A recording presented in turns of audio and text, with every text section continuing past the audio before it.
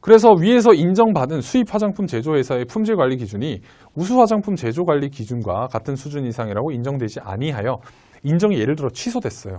그러면 품질 검사를 해야 되죠, 당연히. 이 경우 인정 취소와 관련해서 필요한 세부적인 사항은 식약청처장이 또 정합니다. 정해서 고시를 합니다. 그래서 수입 화장품을 유통 판매하려는 영업으로 화장품 책임 판매업을 등록한 자의 경우 대외무역업에 따른 수출 수입 요령을 준수해야 되고요. 전자무역 촉진에 관한 법률에 따른 전자무역 문서로 표준 통관 예정 보고를 해야 됩니다. 제품과 관련해서 국민 보건에 직접적으로 영향을 미칠 수 있다라고 했을 때 안전성, 유효성에 관한 새로운 자료, 정보사항, 화장품 사용에 의한 부작용 발생 사례를 물론 포함시키겠죠. 이런 것들을 알게 됐을 때 식품의약품안전처장이 정하는 고시하는 바에 따라서 보고를 하고 필요한 안전 대책을 반드시 마련을 해야 됩니다. 그리고 다음 어느 하나에 해당하는 성분을 0.5% 이상 함유하는 경우에는 해당 품목의 안전성 시험 자료를 최종 제조된 제품의 사용 기한이 만료되는 날로부터 1년간 보존할 것. 이거 시험에 자주 나오는 내용입니다.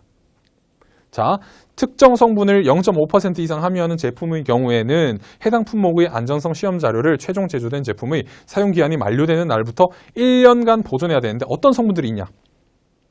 레티놀, 비타민 A, 아스코빅 애시드 및 그 요도체, 비타민 C, 그리고 토코페롤, 비타민 E, 과산화 화합물, 그리고 효소 이런 것들이 있습니다.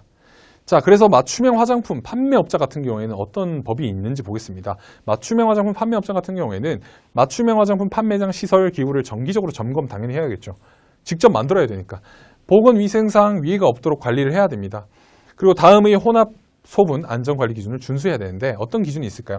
혼합 소분 전에 혼합 소분에 사용되는 내용물 또는 원료에 대한 품질 성적서를 확인할 것. 반드시 어떤 원료가 사용되고 어떤 내용물이 사용되는지 확인을 해야 되겠죠. 그리고 혼합 소분 전에 손을 소독하거나 세정할 것. 이것도 중요하겠죠. 위생을 위해서. 다만 혼합 소분 시 일회용 장갑을 착용하는 경우에는 생략할 수 있다. 손을 세정하거나 소독하는 걸 생략할 수 있다. 그리고 혼합 소분 전에 혼합 소분된 제품을 담을 포장 용기의 오염 여부도 당연히 확인을 해야 되겠죠. 그리고 혼합 소분에 사용되는 장비 또는 기구 등은 사용 전에 그 위생 상태를 당연히 점검을 해야 되겠고 사용 후에는 오염이 없도록 세척해야 합니다. 그 밖의 위 사항과 유사한 것으로 혼합 소분 안전을 위해서 식약처장이 정하여 고시하는 사항을 준수해야 되죠. 다음 사항이 포함된 맞춤형 화장품 판매 내역서를 작성해야 돼요. 그리고 보관해야 돼요. 어떤 것들을 작성을 해야 되냐? 이것도 시험에 자주 나옵니다. 제조 번호, 사용 기한 동은, 개봉 후 사용 기간, 그리고 판매 일자 및 판매량 반드시 암기